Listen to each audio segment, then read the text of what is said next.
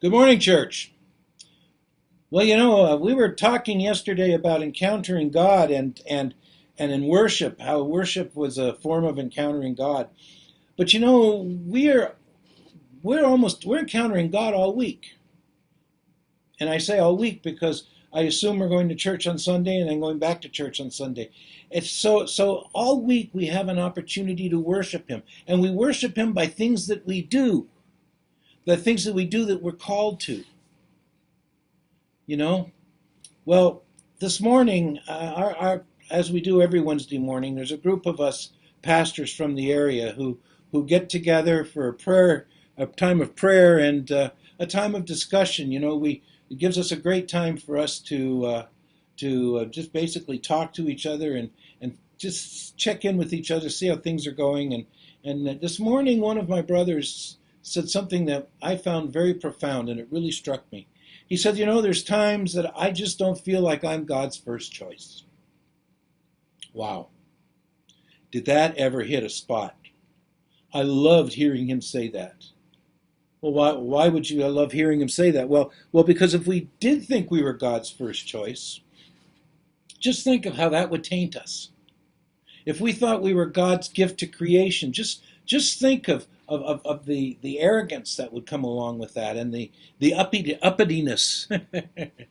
But to have the humility to think that you're not God's first choice is something that is precious.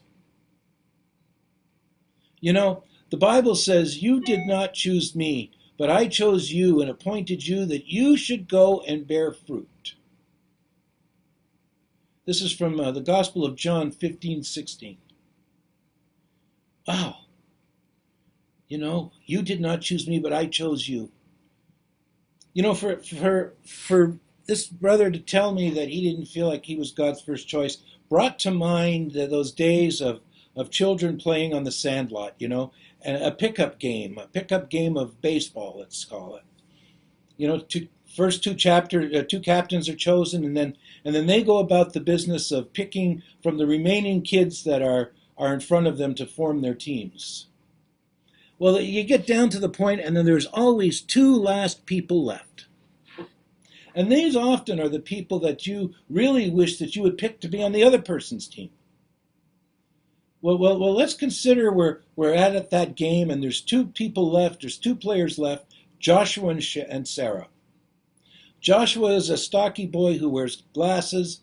He's somewhat clumsy. He can't throw very well. He's a slow runner. And his hand-eye coordination is horrible. No one wants him on their team. And Sarah is the shortest, the most diminutive girl in the class. And she also has a reputation for clumsiness. And it seems that she's always tripping over her own 2 feet. Now, a girl who will be falling down all the time and is not very fast is also no one's first choice. Now, Joshua is feeling simply that he is too slow and too heavy, and Sarah feels useless and unwanted. They both feel disliked, worthless, and unusable. Oh, how we have felt that.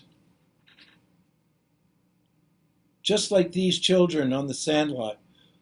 Friends, we are all available to be chosen for God's team, even though many of us have those same inaccurate views of value that Joshua and Sarah had.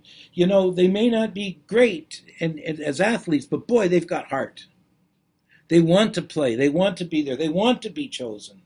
And we are like that. We are intimately acquainted with our own faults and weaknesses, which leads us to feeling that we are unworthy to be used by God. But did you know that God actually has chosen you as his first choice? Did you know that you were actually his first choice to move forward?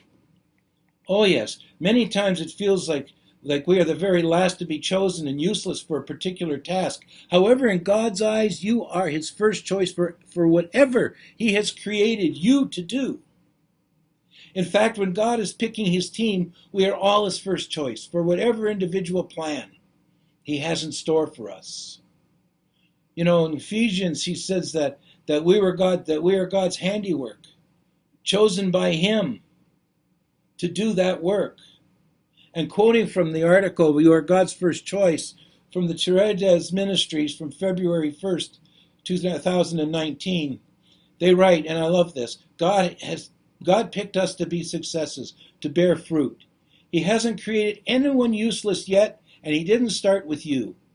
At the end of the day, He hasn't chosen us because of our accolades or our experience or our charismatic personalities or a great list of accomplishments. No, He chose us before the foundation of the world, and we are made in His image, as it says in Ephesians 1:4 and Genesis 1:26.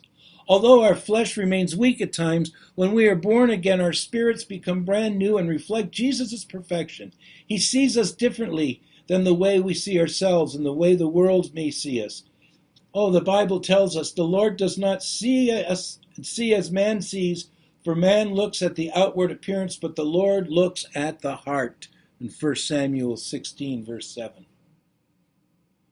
Oh, friends, have you felt like you've been foolish or you've been weak? Have you been despised or considered to be nothing? If you can answer yes, well, then that is excellent news because you match God's qualifications perfectly. Perfectly. Talk about encountering God. God is the captain of the team, and He puts His hands over all of us and says, you're all picked. You're all picked to serve on my team because all of you have worth. All of you can serve me. All of you can serve as my hands and my feet on earth. All of you were created in my image. Oh my gosh. Oh, that's an amazing encounter. You know, the Bible says, but God has chosen the foolish things of the world to put to shame the wise, and God has chosen the weak things of the world to put to shame the things which are mighty. So friends, I pray that you will continue to feel that you're not God's first choice, but that you will continue to know that in His eyes, you are everything that He has made you to be. You are wonderful. You are worthy.